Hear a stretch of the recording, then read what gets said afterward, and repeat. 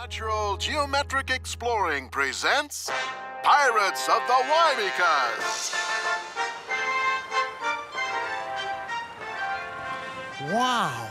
How'd you like to sail a ship like that, Hundley? Now there was a ship that couldn't be sunk by monkey breath. The SS Wybecas was attacked by the bold pirate Black Hat Besame. Pirate vessel off the port bow. All hands to your stations. Whole wind, coxswain.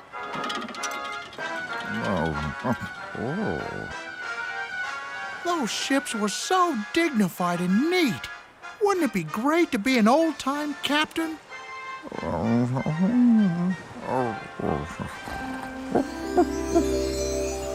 The neatest ship to ever set sail was the SS Dignified. Its commander was world-renowned, Captain Hundley.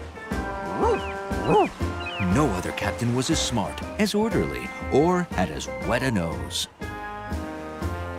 All's clear, Captain Hundley, sir.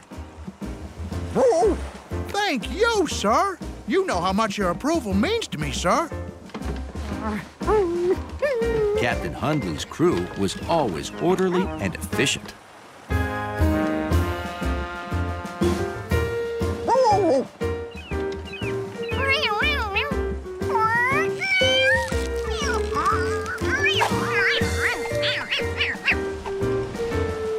No one knew how to ride the breezes like Captain Hundley, the greatest sailor in the history of wind.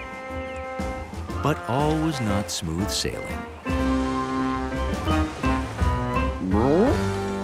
The wind was so strong, the pirates were upon the Dignified before Captain Hundley could give orders. The pirates were led by Yellow Hat the pirate. He's famous, you know. Hi, how are you? We're taking over your ship because, well, you know, that's what pirates do.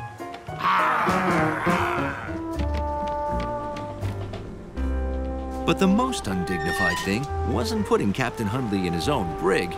It was this. Who are you? I like you already.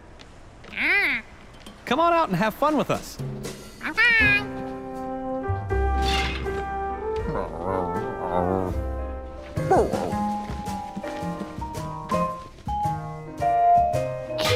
George wanted to hang it up where Captain Hundley could enjoy it.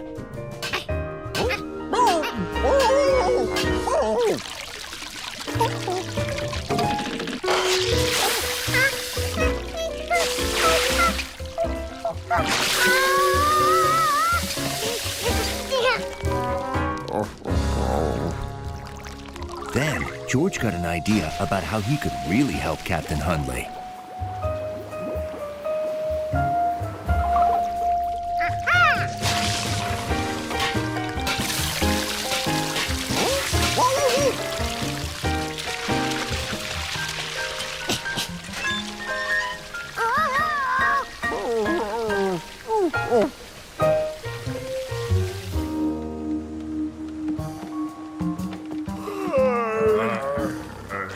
George, are you down here? Oh, my goodness. I mean, Wake up! Put on life vests. We're filling with water. Sinking. We gotta get back to our own ship.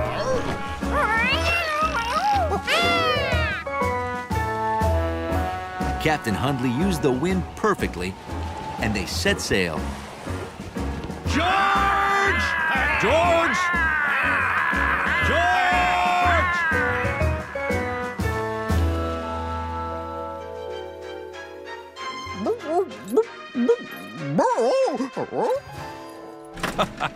Hey, that sounds fun, doesn't it, George?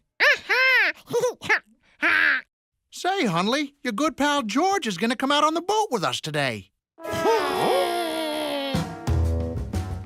At least Hundley knew what to expect, so he was prepared.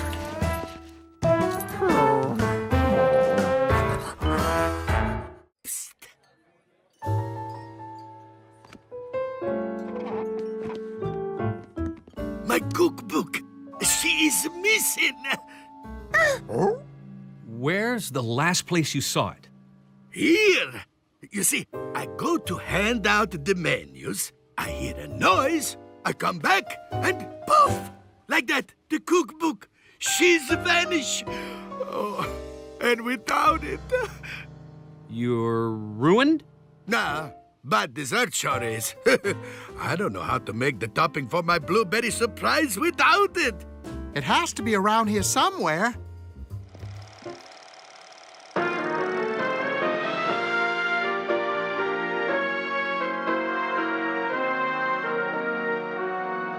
Detective Know-It-All, I'm Goody Two-Shoes. I've called you because my most precious book has gone missing. Ooh. George was in luck. The movie was about a missing book, too. But he was wishing he'd taken his nap. Missing, eh?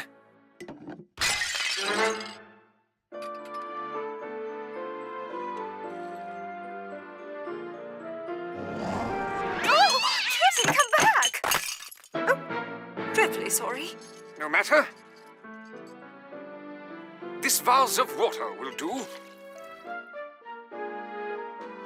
See? The rounded sides combined with the water make things big, just like my magnifying glass. Marvelous! Maybe George could use a vase to inspect his own crime scene. That doctor on his toes. No spill got past him. What do you see, Detective? Detective? Detective? We're here.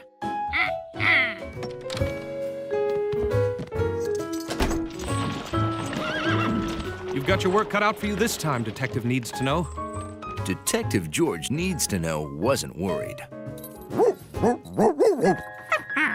With his trusty assistant, Dr. Hundley Doxson, by his side, he was certain to solve the case. Oh no, Detective Needs to Know had left his magnifying glass at home. Luckily, he found something that just might work.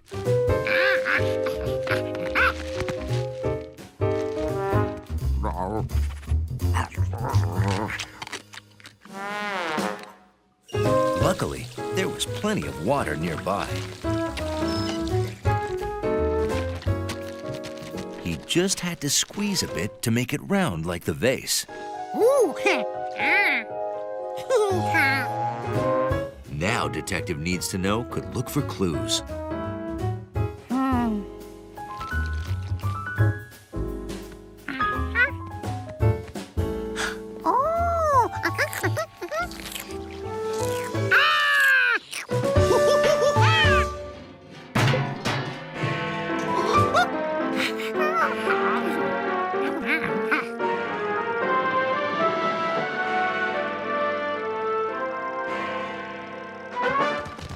This is your man? Oh, look at that. Gnocchi's tongue is blue. She must have eaten the blueberries.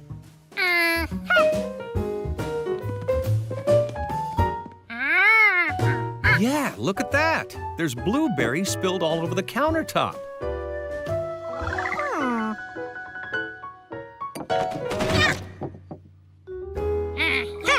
George had it.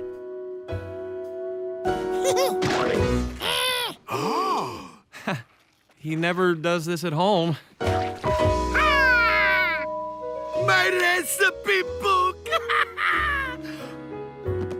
Yogi, you must have knocked it into my blueberry surprise when you were sneaking blueberries, huh? Thank you, Detective Giorgio. You are the greatest detective ever!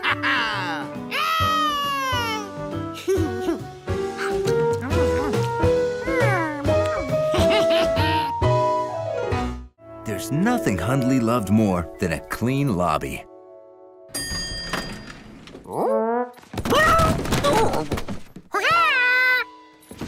He only wished that monkey felt the same way.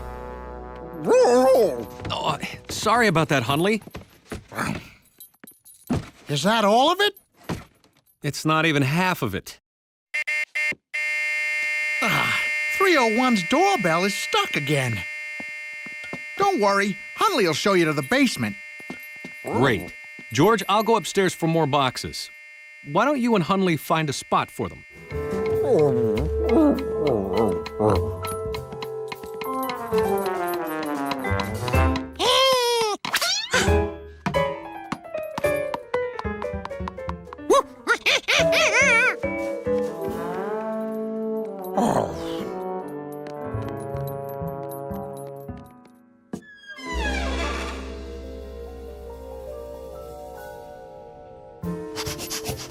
Hundley decided to find a place for George's stuff.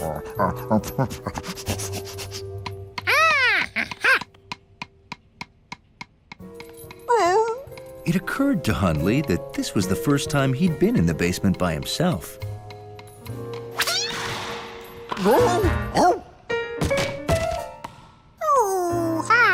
Now, where did that ball go?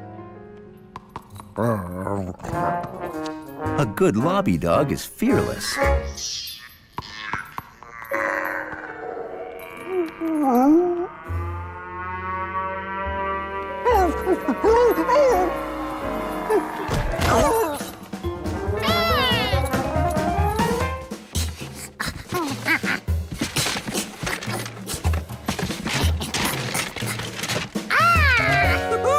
George was right.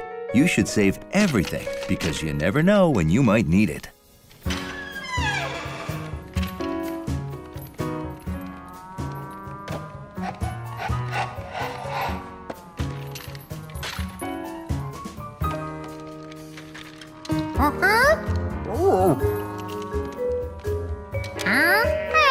To help pinpoint the noise, George divided the basement into 4 sections.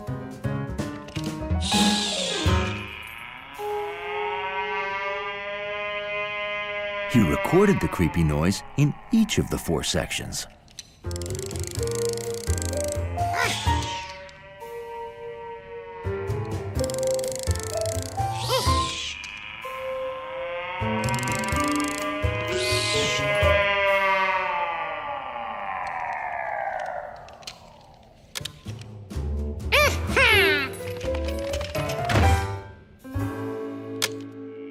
George played the recording and listened closely.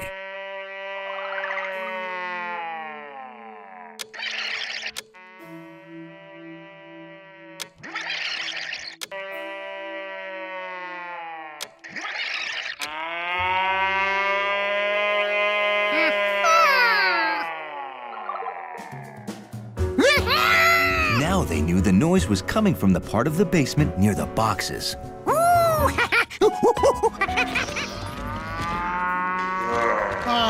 After you. No, after you. Hundley had enough. He was tired of being afraid.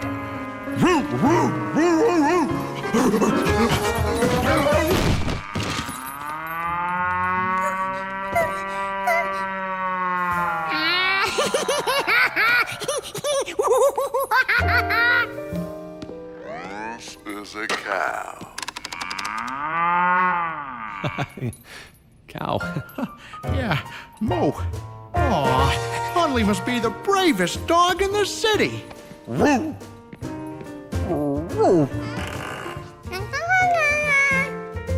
Well, let's get the rest of those boxes down here.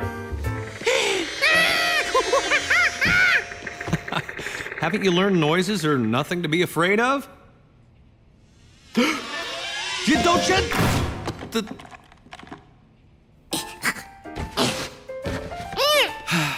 Maybe we should keep your stuff upstairs, George. You never know when we might need it. Help! Attention! Attention! Help!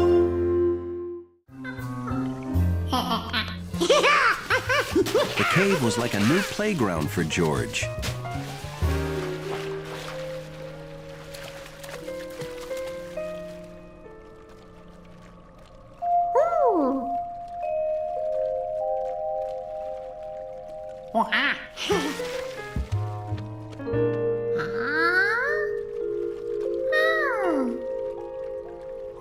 With just a flashlight, he could bring shadows to life.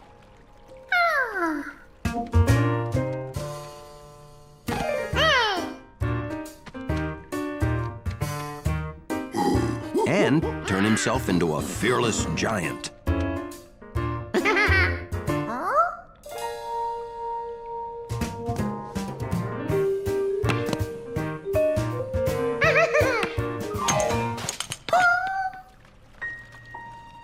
Suddenly, the cave seemed very different.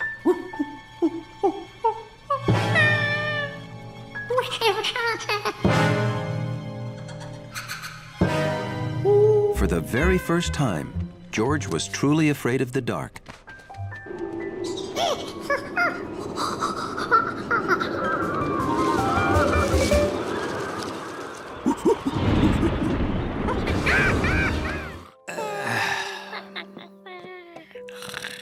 Good night, George.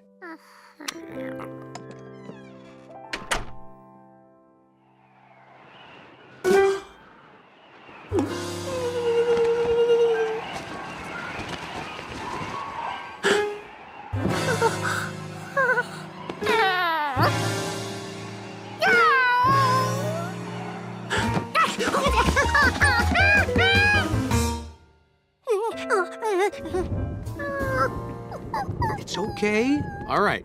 Now, show me the monsters.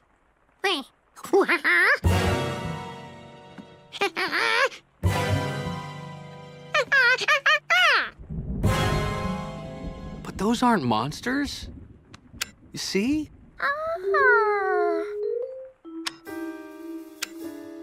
They're the same things in the dark as they are in the light. Your imagination got the best of you, George. But you know what? I have something to make you feel better. Your own personal nightlight. Now you'll never be afraid in the dark. All right, good night, George.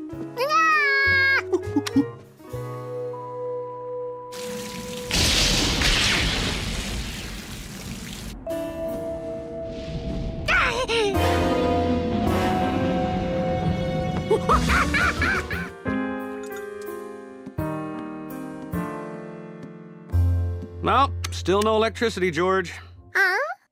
Yep, that last big storm knocked it out for 4 whole days. But don't worry, I know my flashlight is around here somewhere. George knew he had to get that flashlight back if he wanted to sleep tonight.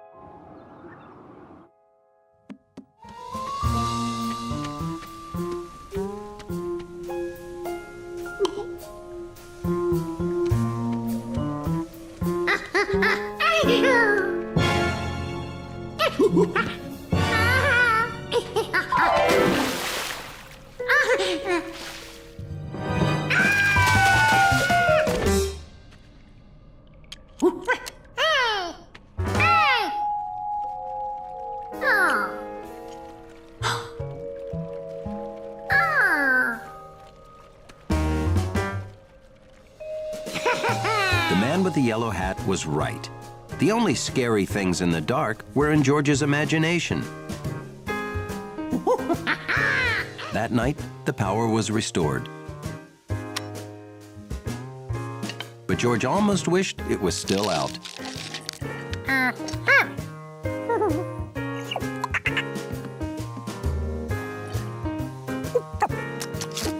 And so, after a day of spooky shadows and strange shapes and sounds, George found that he never felt so at home as he did right then, in the dark.